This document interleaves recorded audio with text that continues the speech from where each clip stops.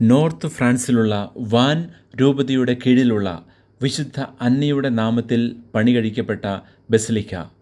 ലോകത്തിൽ ഏറ്റവും കൂടുതൽ ആളുകൾ വിസിറ്റ് ചെയ്യുന്ന വിശുദ്ധ അന്നയുടെ നാമത്തിലുള്ള ഏക ബസിലിക്കയാണിത്.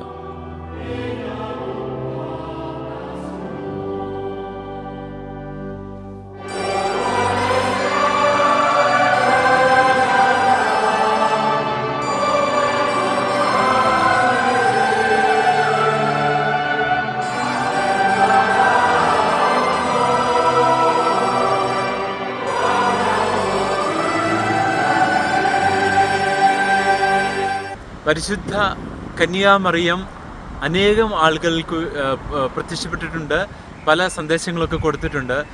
ഒത്തിരിയേറെ ഡിവോഷനുകൾ, ഭക്തികൾ പരിശുദ്ധ അമ്മയുടെ നാമത്തിലുണ്ട്, നമുക്കറിയാം, ലോകത്തിൻ്റെ നാനാഭാഗങ്ങളായിട്ട്. എന്നാൽ പരിശുദ്ധ അമ്മയുടെ അമ്മ, ഈശോയുടെ ഗ്രാൻഡ് മദർ പ്രത്യക്ഷപ്പെട്ടതായിട്ട് അധികം നമ്മളൊന്നും കേട്ടിട്ടില്ല. ഇപ്പോൾ ഞാൻ നിൽക്കുന്നത് ഫ്രാൻസിലെ, നോർത്ത് ഫ്രാൻസിലെ ബ്രിട്ടനി എന്ന റീജിയനിലുള്ള വാൻ രൂപതയുടെ കീഴിലുള്ള പരിശുദ്ധ അമ്മയുടെ നാമത്തിൽ സമർപ്പിക്കപ്പെട്ടിട്ടുള്ള ദേവാലയത്തിന് മുമ്പിലാണ്.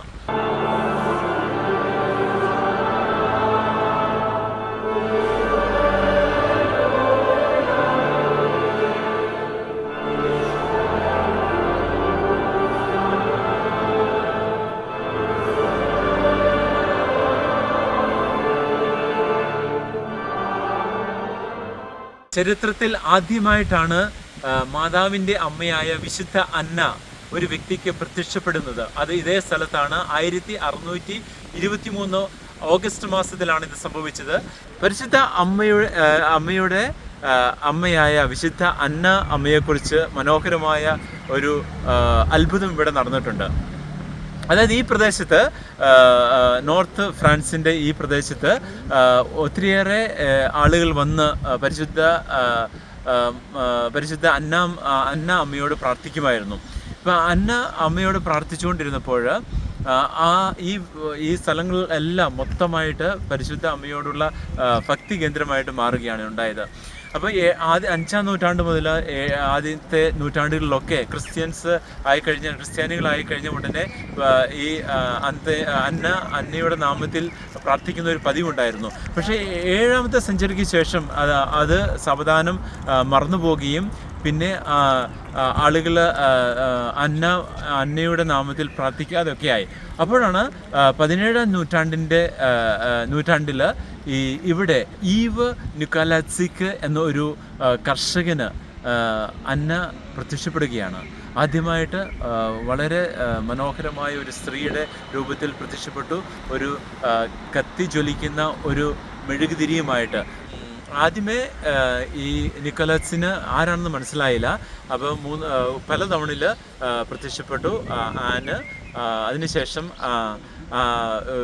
ഇടവ് വികാരിയോട് കാര്യങ്ങൾ പോയി പറഞ്ഞു. അപ്പോൾ വികാരി പറഞ്ഞു, ഈ അടുത്ത പ്രാവശ്യം പ്രത്യക്ഷപ്പെടുമ്പോൾ ആരാണ് എന്ന് ചോദിക്കണമെന്ന് പറഞ്ഞു നിങ്ങൾ കാണുന്ന സ്ത്രീയോട്. അപ്പോൾ ചോദിച്ചു. വീണ്ടും പ്രത്യക്ഷപ്പെട്ടപ്പോൾ നിക്കോലാറ്റ്സ് ചോദിക്കുകയാണ് ഈ സ്ത്രീയോട്, ആരാണ് അങ്ങെന്ന്. അപ്പോൾ പറഞ്ഞു, ഞാൻ അന്നയാണ്, മറിയത്തിൻ്റെ അമ്മയും ഈശോയുടെ ഗ്രാൻഡ് മദറുമായ അന്നയാണ് എന്ന് പറഞ്ഞു. അപ്പോൾ എന്നിട്ട് പറഞ്ഞു, ഈ സ്ഥലത്ത് അനേകം വർഷങ്ങൾക്ക് മുമ്പ് എന്നോടുള്ള ഭക്തിയിൽ ഇവിടെ ഒത്തിരി പേർ വന്ന് പ്രാർത്ഥിക്കുമായിരുന്നു. അതുകൊണ്ട് പറഞ്ഞു, ഇവിടെ എൻ്റെ നാമത്തിൽ വീണ്ടും ഈ പ്രാർത്ഥന തുടരണം, എൻ്റെ നാമത്തിൽ ഒരു പുതിയ ചാപ്പല് പണിയണം എന്ന് പറഞ്ഞു. എന്നിട്ട് പറഞ്ഞു, ഞാൻ കാണിക്കുന്ന സ്ഥലത്തേക്ക് പോവുക, അവിടെ കുഴിക്കുവാനായിട്ട് പറഞ്ഞു. അപ്പോൾ അവർ കുഴിച്ചപ്പോൾ വിശുദ്ധ അന്നയുടെ ഒരു സ്റ്റാച്ചു, ഒരു പഴയ പ്രതിമ കണ്ടുകിട്ടുകയും ചെയ്തു. അങ്ങനെ ഒരു അടയാളമായിട്ട് അവിടെ അവർ 1625 പുതിയ ചാപ്പൽ പണിയുകയാണ് സന്ത അന്നയുടെ നാമത്തിൽ. അന്ന് മുതൽ തന്നെ വിശ്വാസികളെല്ലാം ഇത് അറിഞ്ഞ് അനേകം ആയിരങ്ങൾ ഇവിടെ വന്ന് പ്രാർത്ഥിക്കുവാൻ തുടങ്ങി. അനേകം അത്ഭുതങ്ങളും അനുഗ്രഹങ്ങളും ഒക്കെ പ്രാർത്ഥിച്ച് ലഭിക്കുവാനായിട്ട് സാധിച്ചു. അതിനുശേഷം ഇവിടുത്തെ ബിഷപ്പ്, വാൻ രൂപതയിലെ ബിഷപ്പ് അത് അപ്രൂവ് ചെയ്യുകയും അങ്ങനെ ഒത്തിരി ആളുകൾ വന്ന ഒരു പിൽഗ്രിം സെൻ്ററായിട്ട് ഇത് മാറുകയുമാണ് ചെയ്തത്. അതിനുശേഷം 1868 ഇപ്പോൾ കാണുന്ന ഈ ബസിലിക്ക, ഇപ്പോൾ കാണുന്ന രൂപത്തിലുള്ള ബസിലിക്ക പിന്നീട് പണിയുകയും ഇത് വളരെ മനോഹരമായ ഒരു പിൽഗ്രിമേജ് സെൻ്ററായി മാറുകയുമാണ് ചെയ്തത്. ഒത്തിരിയേറെ തീർത്ഥാടകർ ഇവിടെ വരുന്നുണ്ട്.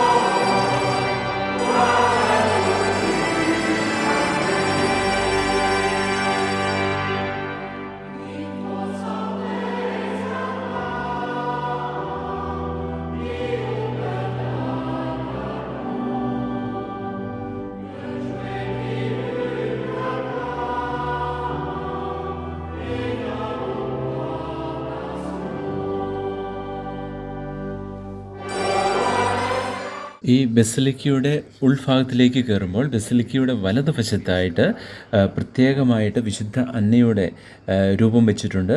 ഇത് വിശുദ്ധ അന്നയുടെ രൂപത്തിൻ്റെ വലിയ ഒരു പ്രത്യേകത എന്താണെന്ന് ചോദിച്ചാൽ, ഈ രൂപത്തിൻ്റെ അടിയിലായിട്ട് 7-ാം നൂറ്റാണ്ടിലെ വിശുദ്ധ അന്നയുടെ രൂപത്തിൻ്റെ ശിരസ് ഭാഗം അവിടെ വെച്ചിട്ടുണ്ട്. അതായത് ഇത് ഒറിജിനൽ സ്റ്റാച്ചു ആയിരുന്നു.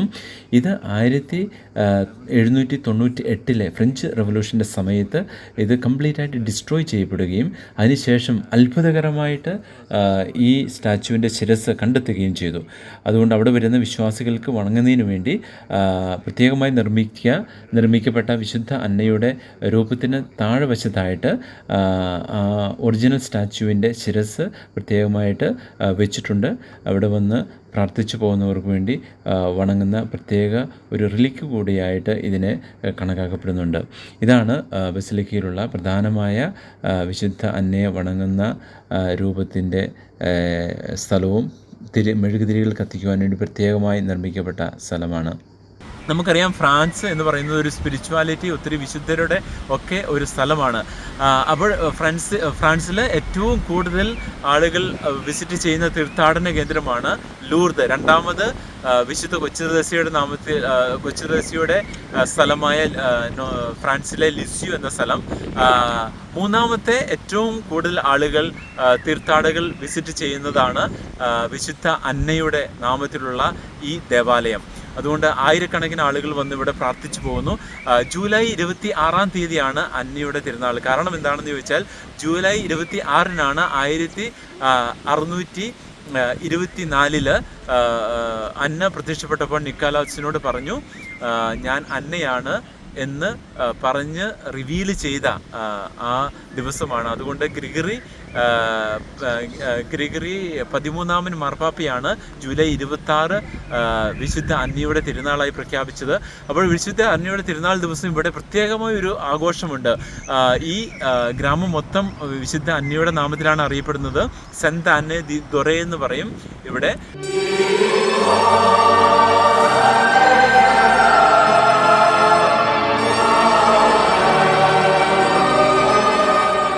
ഇവിടെ ഡേ ഓഫ് പാഡൻ എന്നാണ് അറിയപ്പെടുന്നത്. അതിന് പ്രത്യേകമായ ഇൻ്റലിജൻസ് ഉണ്ട്. ഇവിടെ വന്ന് പ്രാർത്ഥിച്ച് വിശുദ്ധ കുർബാനയെ സംബന്ധിച്ച് അനുഗ്രഹങ്ങൾ പ്രാപിച്ചു പോകുന്നത് വളരെ ഒരു അനുഗ്രഹമായിട്ടാണ്. അന്നേ ദിവസം ജൂലൈ 26-ന് സ്പെഷ്യൽ ഇൻ്റലിജൻസ് ഉണ്ട്, പൂർണ്ണ ദണ്ഡവിമോചനമുണ്ട്. അതുകൊണ്ട് ഒത്തിരിയേറെ ആളുകൾ വന്ന് പ്രാർത്ഥിച്ച് അനുഗ്രഹിച്ച് പോകുന്ന ഒരു സ്ഥലം കൂടിയാണിത്, വിശുദ്ധ അന്നയുടെ നാമത്തിലുള്ള ഈ ദേവാലയം. ഏറ്റവും ശ്രദ്ധേയമായിട്ടുള്ളത്, മാർപ്പാപ്പമാർ പോലും ഇവിടെ വന്ന് പോയിട്ടുണ്ട്. 1996 സെപ്റ്റംബർ മാസം 20-ാം തീയതി വിശുദ്ധ ജോൺ പോൾ രണ്ടാമൻ മാർപ്പാപ്പ ഇവിടെ വിസിറ്റ് ചെയ്തിട്ടുണ്ട്. അദ്ദേഹം ഫ്രാൻസിലുള്ള വിശുദ്ധ സെന്റ് ലൂയി മേരി മോൺഫോർട്ടിൻ്റെ ടൂംബ് വിസിറ്റ് ചെയ്തതിന് ശേഷം 1996 സെപ്റ്റംബർ 20-ന് ഇവിടെ വന്ന് വിസിറ്റ് ചെയ്തു.